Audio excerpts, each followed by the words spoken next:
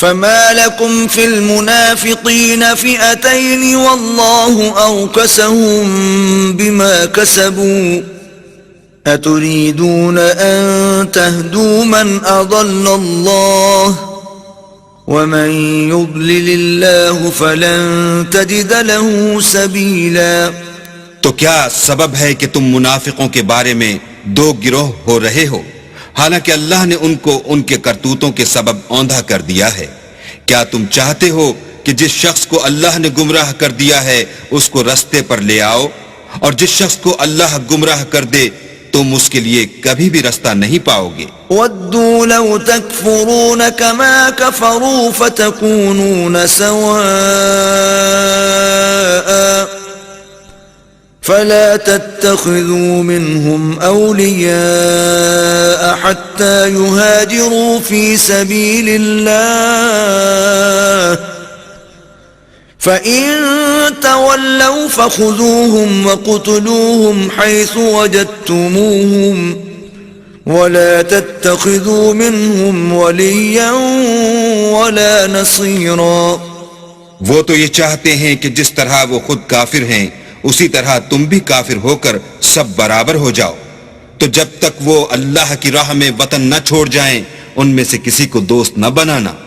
اگر ترک وطن کو قبول نہ کریں تو ان کو پکڑ لو اور جہاں پاؤ قتل کر دو، اور ان میں سے کسی کو اپنا رفیق اور مددگار نہ بناؤ. إِلَّا الَّذِينَ يَصِلُونَ إِلَىٰ قَوْمٍ بَيْنَكُمْ وَبَيْنَهُمْ مِيثَاقٌ أَوْ جَاءُوكُمْ حَصِرَتْ صُدُورُهُمْ أَن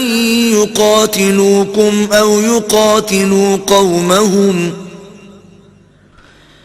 وَلَوْ شَاءَ اللَّهُ لَسَلَّطَهُمْ عَلَيْكُمْ فَلَقَاتَلُوكُمْ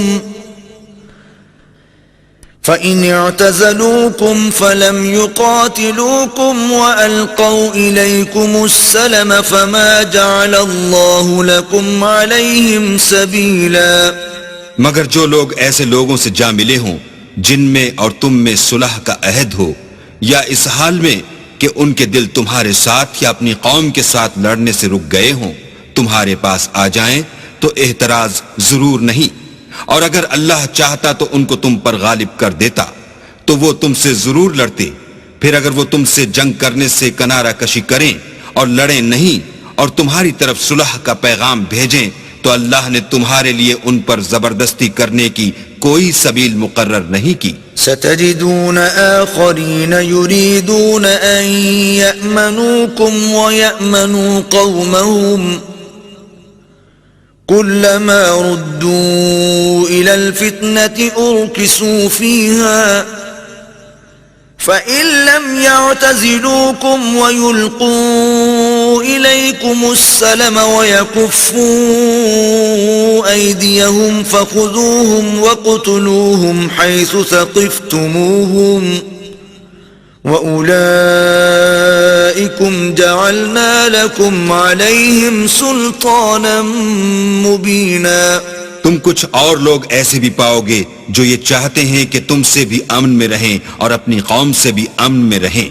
لیکن جب فتنہ انگیزی کو بلائے جائیں تو اس میں اوندھے منہ گر پڑیں. تو ایسے لوگ اگر تم سے لڑنے سے کنارہ کشی نہ کریں اور نہ تمہاری طرف پیغام صلح بھیجیں اور نہ اپنے ہاتھوں کو روکیں تو ان کو پکڑ لو اور جہاں پاؤ قتل کر دو. ان لوگوں کے مقابلے میں ہم نے تمہارے لیے سند صریح مقرر کر دی ہے. وما كان لمؤمن ان يقتل مؤمنا الا خطأ ومن قتل مؤمنا خطأ فتحرير رقبة مؤمنة ودية مسلمة إلى أهله إلا أن يصدقوا فإن كان من قوم عدو لكم وهو مؤمن فتحرير رقبة مؤمنة وَإِن كَانَ مِن قَوْمٍ بَيْنَكُمْ وَبَيْنَهُم مِّيثَاقٌ فَدِيَةٌ مُّسَلَّمَةٌ إِلَىٰ أَهْلِهِ وَتَحْرِيرُ رَقَبَةٍ مُّؤْمِنَةٍ فَمَن لَّمْ يَجِدْ فَصِيَامُ شَهْرَيْنِ مُتَتَابِعَيْنِ تَوْبَةً مِّنَ اللَّهِ وَكَانَ اللَّهُ عَلِيمًا حَكِيمًا۔ اور کسی مومن کو شایع نہیں کہ مومن کو مار ڈالے مگر بھول کر، اور جو بھول کر بھی مومن کو مار ڈالے تو ایک مسلمان غلام آزاد کر دے اور دوسرے مقتول کے وارثوں کو خون بہا دے۔ ہاں اگر وہ معاف کر دیں تو ان کو اختیار ہے۔ اگر مقتول تمہارے دشمنوں کی جماعت میں سے ہو اور وہ خود مومن ہو تو صرف ایک مسلمان غلام آزاد کرنا چاہیے، اور اگر مقتول ایسے لوگوں میں سے ہو